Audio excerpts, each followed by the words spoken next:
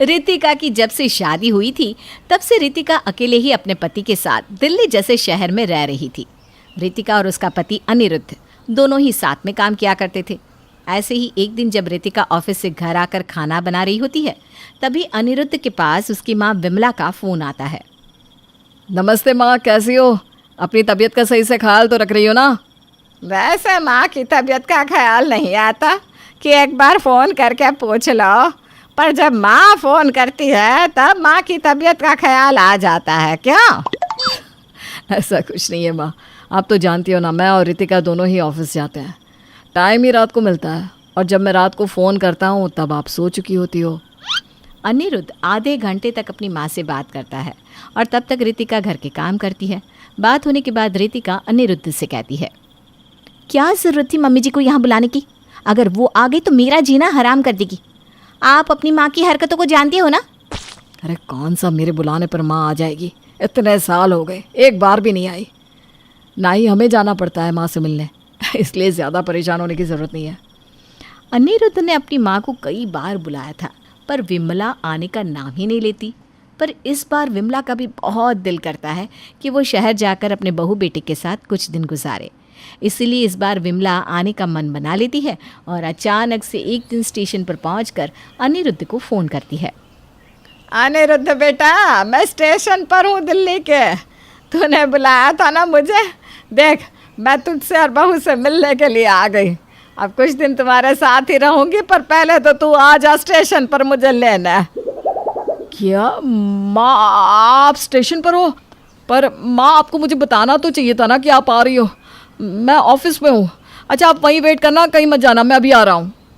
जैसे ही अनिरुद्ध को पता चलता है कि उसकी माँ स्टेशन पर है, अनिरुद्ध अपना सारा काम छोड़कर ऑफिस की छुट्टी लेता है और अपनी माँ को लेने के लिए स्टेशन पहुँच जाता है। कुछ देर बाद अनिरुद्ध अपनी माँ को स्टेशन से घर ले जाता है। क्योंकि सिर्फ अनिरुद्ध ने ही छुट्टी ली थी, इसलिए घर पर विमला और अनिरुद्ध के अलावा कोई नहीं था। बेटा, बहू कहाँ है? तू अकेला रहता है क्या? तेरे और बहू के बीच सब ठीक तो है ना? हाँ हाँ माँ, सब ठीक है। और मैंने आपको बताया था ना, मैं और रितिका दोनों काम करते हैं। हम दोनों ही ऑफिस में थे, पर आपका फ़ोन आते ही मुझे ऑफिस से छुट्टी लेनी पड़ी। अच्छा, इसका मतलब बहू ऑफिस में है। अच्छा, बहू कब तक आएगी? बहू को बोल दे जब तक मैं यहाँ हूँ ऑफिस से छुट्टी ले ले। बस आती ही होगी थोड़ी देर में। वैसे रितिका को पता नहीं है कि आप आ गई हैं। अरे फिर तो अच्छी बात है। मैं बहू को सरप्राइज़ दे दूँगी। उसे मत बताना कि मैं यहाँ हूँ। वैसे बेटा, घर बहुत सुंदर है। हाँ माँ, पर किराए का है। हर महीने 20,000 किराए जाते हैं, इसीलिए तो रितिका को भी काम करना पड़ता है। क्योंकि विमला पहली बार शहर आई थी, इसलिए उसे यहाँ आकर बहुत अच्छा लग रहा था। कुछ देर विमला अपनी बहू के आने का इंतज़ार करती है। रात को जब रितिका आती है तो अपनी बहू के कपड़े देखकर उसकी आंखें फटी की फटी रह जाती है और वो अपनी बहू से कहती है, बहू ये क्या पहना है तूने? जा जाकर कपड़े बदल ले। और नालायक कहीं का, बहू को ऐसे कपड़ों में बाहर कैसे जाने देता है? वो माँ, आज ऑफिस में मीटिंग थी ना, इसलिए रितिका ने ये फॉर्मल कपड़े पहना है। क्यों, है ना रितिका? हाँ मम्मी जी, अनिरुद्ध जी सही बोल रहे हैं। अच्छा रितिका, जाओ जाकर साड़ी पहन लो। और माँ कुछ दिनों के लिए हमारे साथ ही रहेंगी। वो तुम्हें सरप्राइज़ देना चाहती थी, इसलिए तुम्हें कुछ बताया नहीं।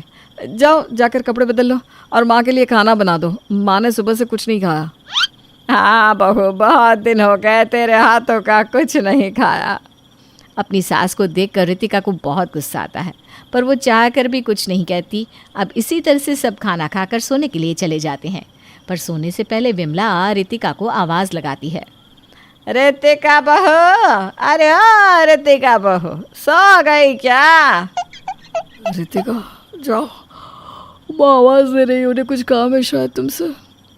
मैं कहीं नहीं जा रही, तुम जाकर कह दो मम्मी जी से कि मैं सो गई हूँ। पर पहले तुम मुझे ये बताओ कि मम्मी जी यहाँ आ गए और तुमने मुझे बताया क्यों नहीं? अरे मुझे खुद पता नहीं था कि माँ आने वाली है। वो तो अचानक से माँ ने मुझे फ़ोन किया और कहने लगी कि स्टेशन पर है। मुझे कुछ समझ में ही नहीं आया, इसलिए मुझे छुट्टी लेकर माँ को लेने के लिए जाना पड़ा। मैंने सोचा तुम्हें बता दूँ, पर माँ ने मुझे ऐसा करने से रोक दिया। आखिर अपनी बहू से इतना प्यार जो है, माँ तो अपनी बहू को सरप्राइज़ देना चाहती थी। अरे बहू कहाँ रह गई? पैरों में बहुत दर्द हो रहा है। लगता है जाना ही पड़ेगा। रितिका पहले ही ऑफिस से आकर बहुत ज़्यादा थकी हुई थी। अब उसे अपनी सास के पास भी जाना पड़ता है। और जब रितिका को पता चलता है कि उसकी सास ने उसे अपने पैर दबाने के लिए बुलाया है, तो रितिका अंदर ही अंदर मुंह बनाने लगती है।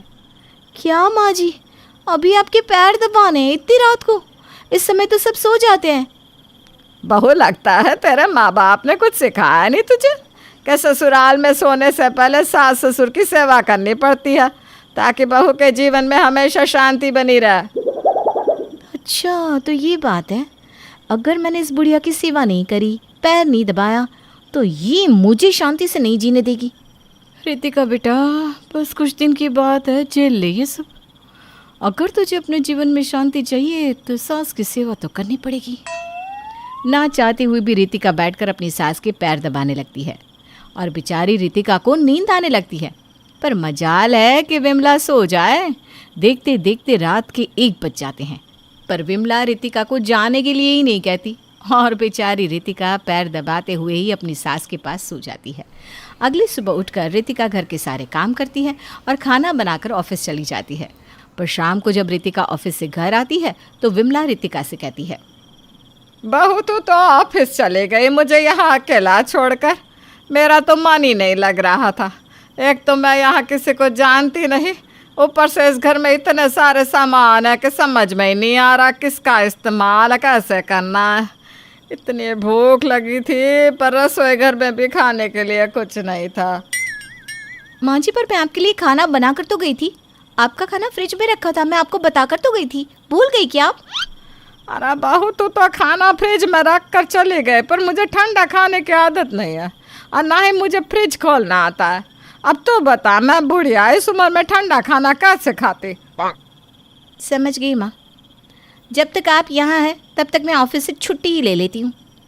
अब रितिका को अपनी सास की वजह से ऑफिस से कुछ दिनों के लिए छुट्टी लेनी पड़ती है और अपनी सास के साथ घर में समय बिताना पड़ता है, जो कि रितिका को बहुत भारी पड़ रहा था, क्योंकि विमला हर समय रितिका को परेशान किया करती।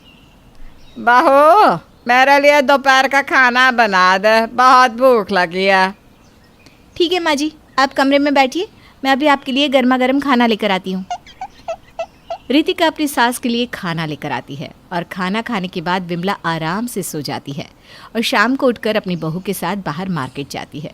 इसी तरह से कुछ दिन बीत जाते हैं, पर इन कुछ दिनों में एक भी दिन रितिका को शांति नहीं मिलती और रितिका अब अपनी सास के जाने का इंतज़ार करने लगती है। पर देखते ही देखते 1 से 2 महीने बीत जाते हैं और रितिका की सास जाने का नाम ही नहीं लेती। अनिरुद्ध, मम्मी जी कब गांव जाएंगी? उनको बोलो ना, गांव में गाय है, भैंस है, ज़मीन है, खेती है, सब कुछ छोड़कर यहाँ आ गई है। देखो, समझने की कोशिश करो। माँ पहली बार यहाँ आई है और मैं उन्हें यहाँ से जाने के लिए कैसे बोल दूँ? कुछ दिन रुकने दो ना माँ को। अनिरुद्ध अपनी माँ को जाने के लिए नहीं कह पाता और रितिका ठान लेती है कि अब वो खुद अपनी सास को जाने के लिए कहेगी। माँ जी, मैं क्या कह रही थी, आपको यहाँ आए तो 3 महीने हो चुके हैं। गांव में सब कुछ ऐसा का ऐसे ही रखा है। ससुर जी भी अकेले कितना संभालेंगे? अब आपको गांव जाना चाहिए। सही कहा बहू, मैं भी गांव जाने की सोच रही थी, पर अब मेरा दिल नहीं करता गांव जाने का। तुम्हारे साथ रहकर बहुत अच्छा लग रहा है। और गांव में तेरे ससुर जी हैं ना, वो सब संभाल लेंगे। मेरा होना ना होना बराबर ही है। तो अब ना मैं 6 महीने और रुक कर जाऊँगी।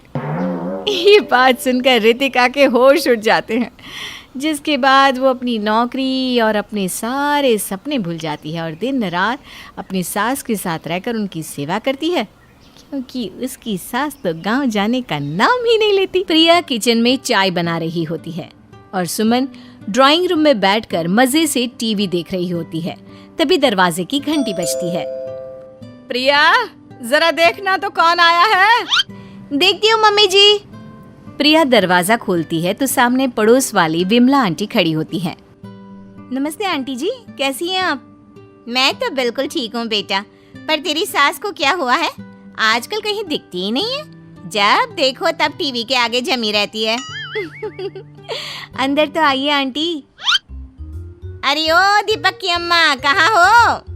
अरे विमला, आओ आओ, क्या बात है, बड़े दिन बाद याद आई तुम्हें मेरी। मैं तो हमेशा ही तुम्हें याद करती हूँ, पर तुम ही गायब रहती हो और आजकल तो बाहर भी नहीं आती जाती।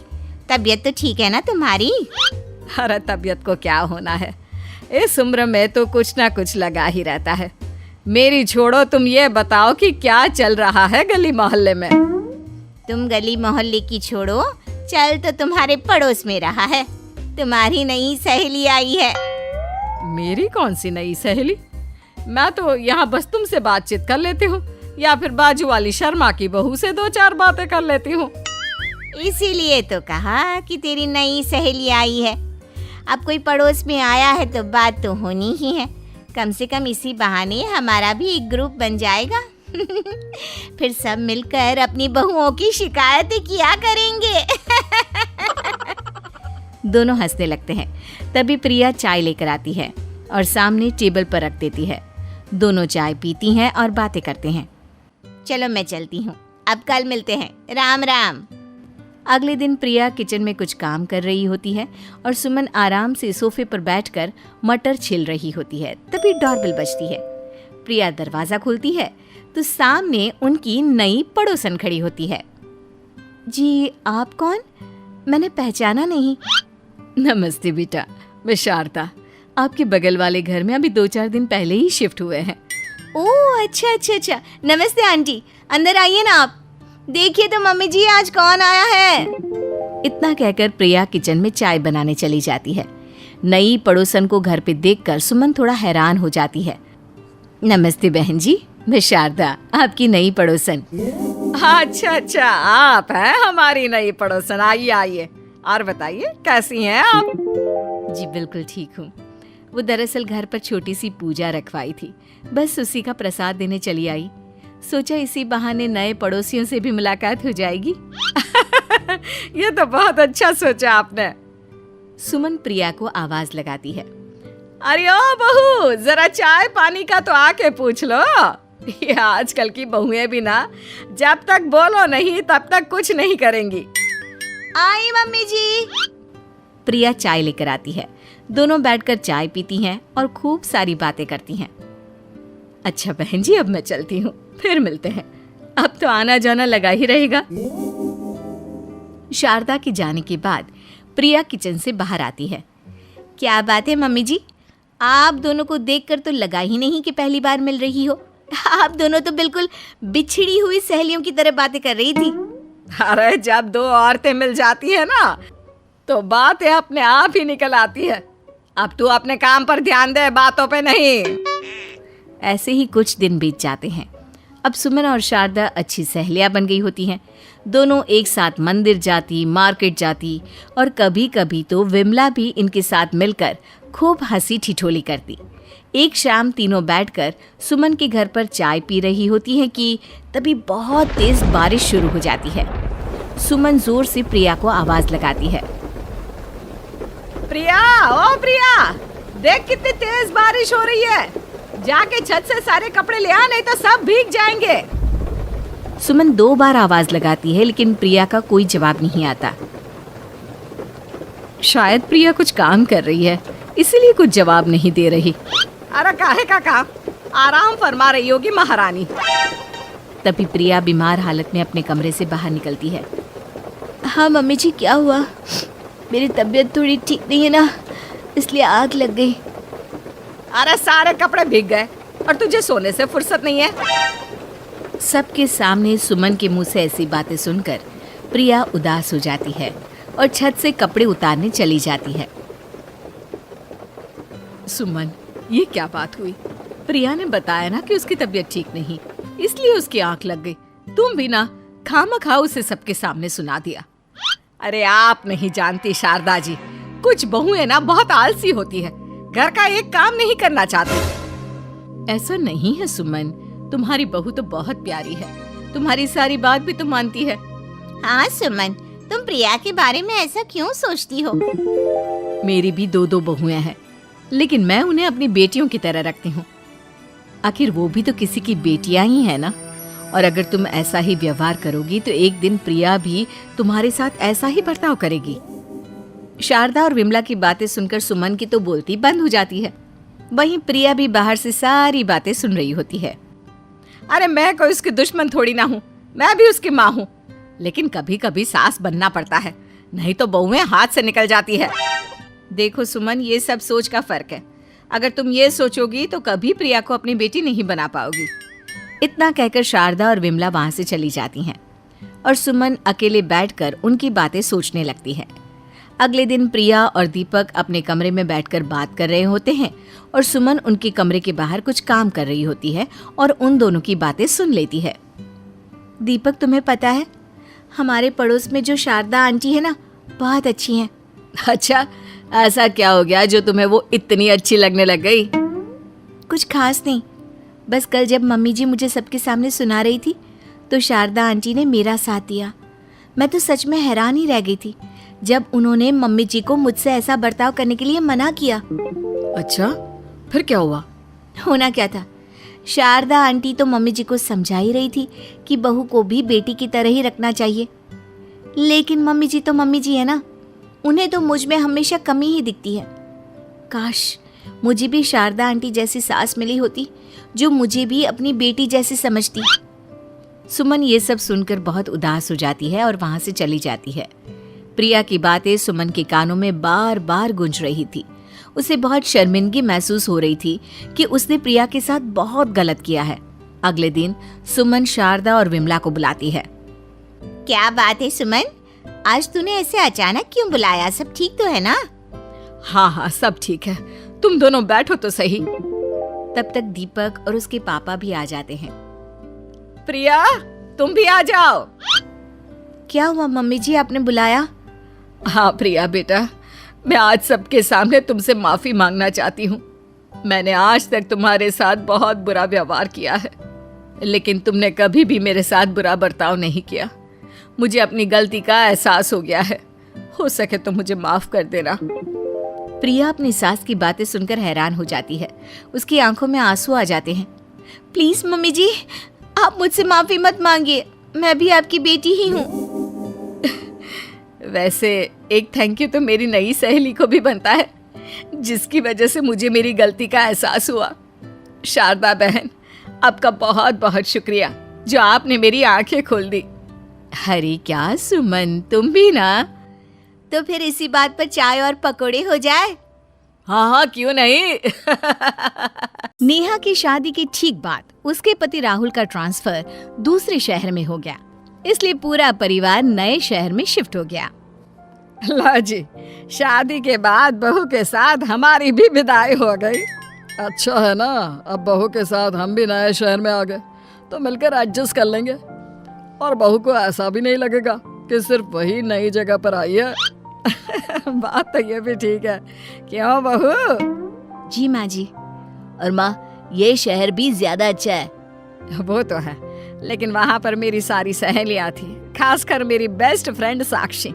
उसके बिना ना मेरा मन ही नहीं लगेगा। अरे नए शहर में नए दोस्त बन जाएंगे माँ। अगले ही दिन से नेहा घर जमाने और संभालने में बिजी हो गई। बहू। जी माँ जी। राहुल ऑफिस चला गया क्या? हाँ माँ जी, और बाबूजी कहीं सत्संग में गए हैं। और तू क्या कर रही है? बस थोड़ा सामान जमा रही थी। अरे छोड़ ना, सामान तो जमता रहेगा, चल ना कहीं घूम के आते हैं बहू। लेकिन माँ जी, ये सामान। देख बहू, पुराने शहर में मेरी बहुत सारी सहेलियां थी और मैं रोज उनके साथ खूब मजे करती थी। अरे वाह। सहेलियां तो तेरी भी होगी ना अपने मायके में? हाँ माँ जी, थी तो।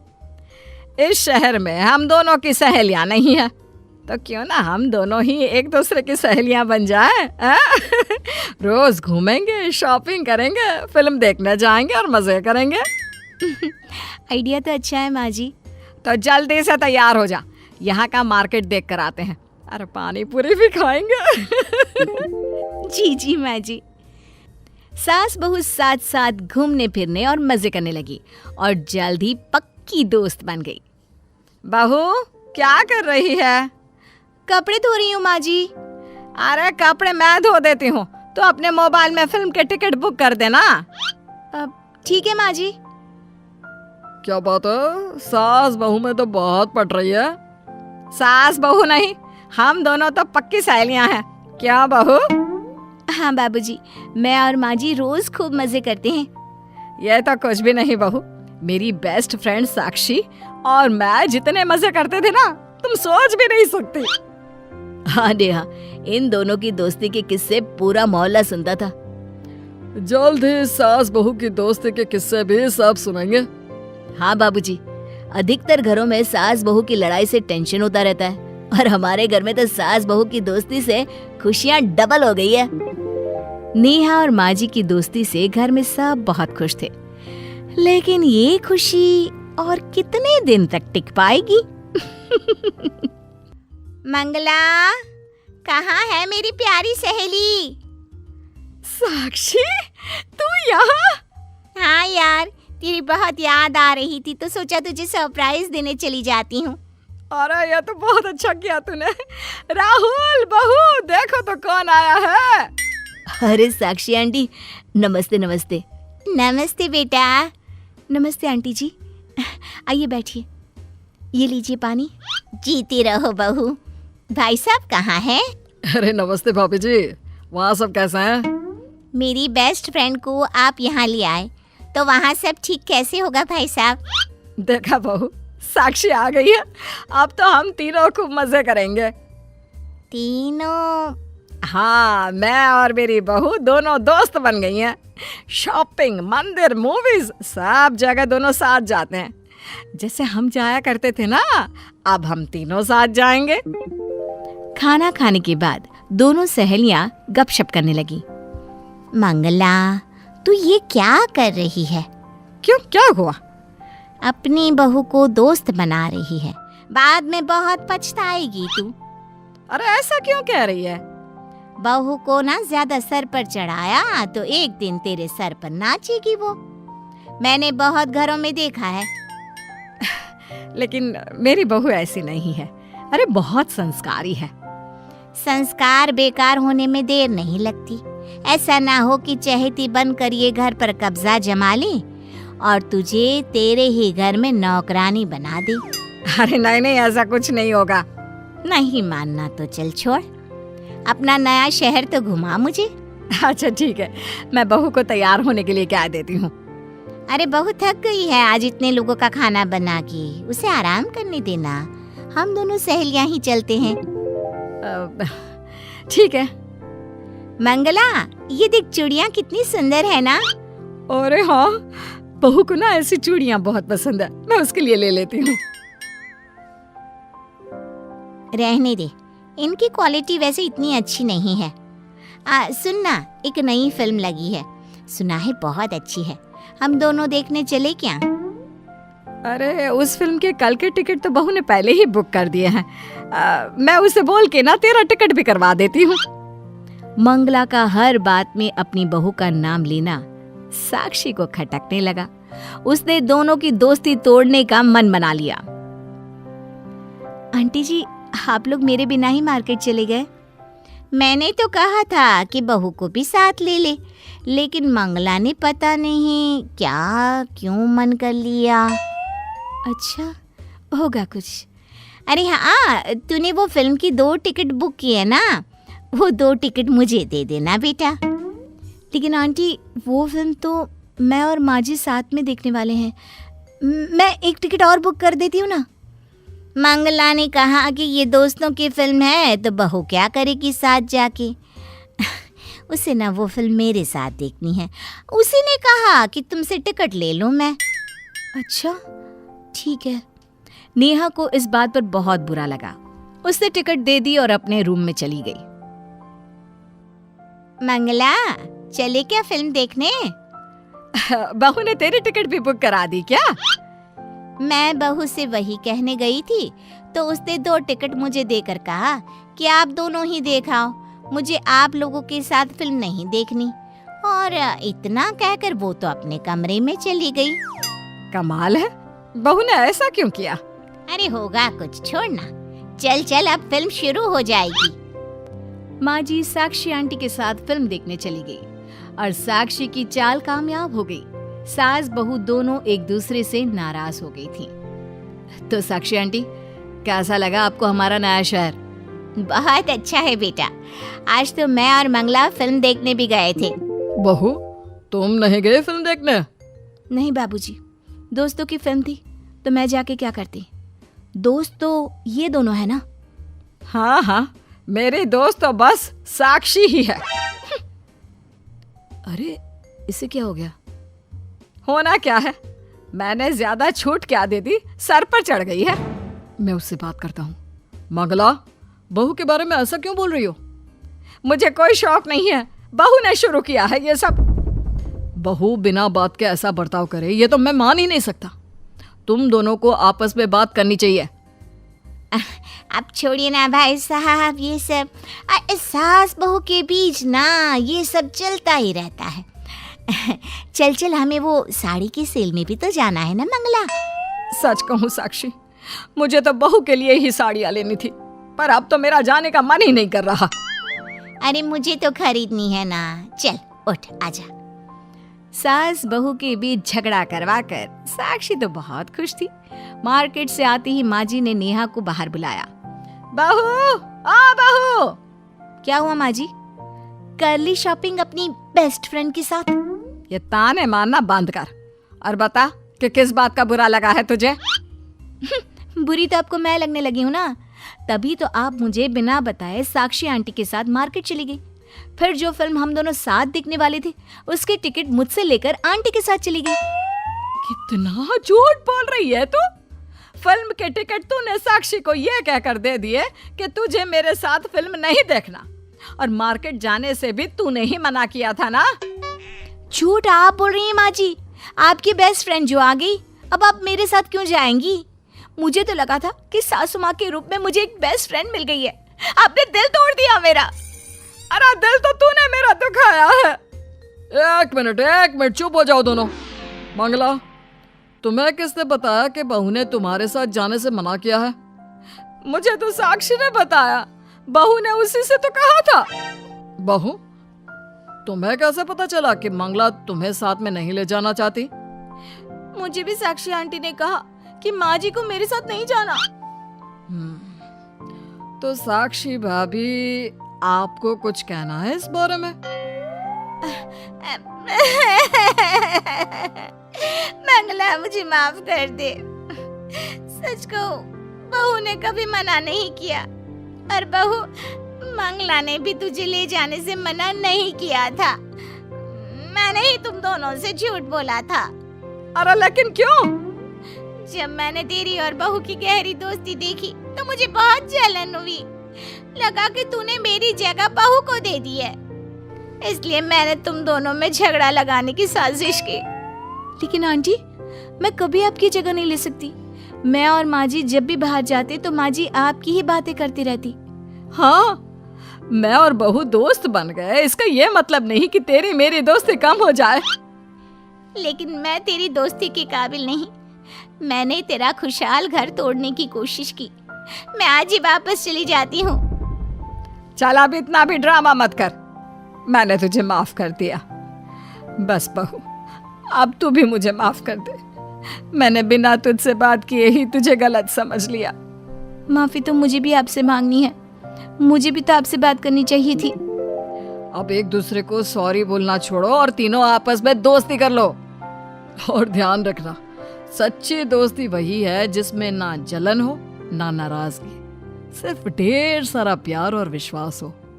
उसे ही सच्ची दोस्ती कहते हैं।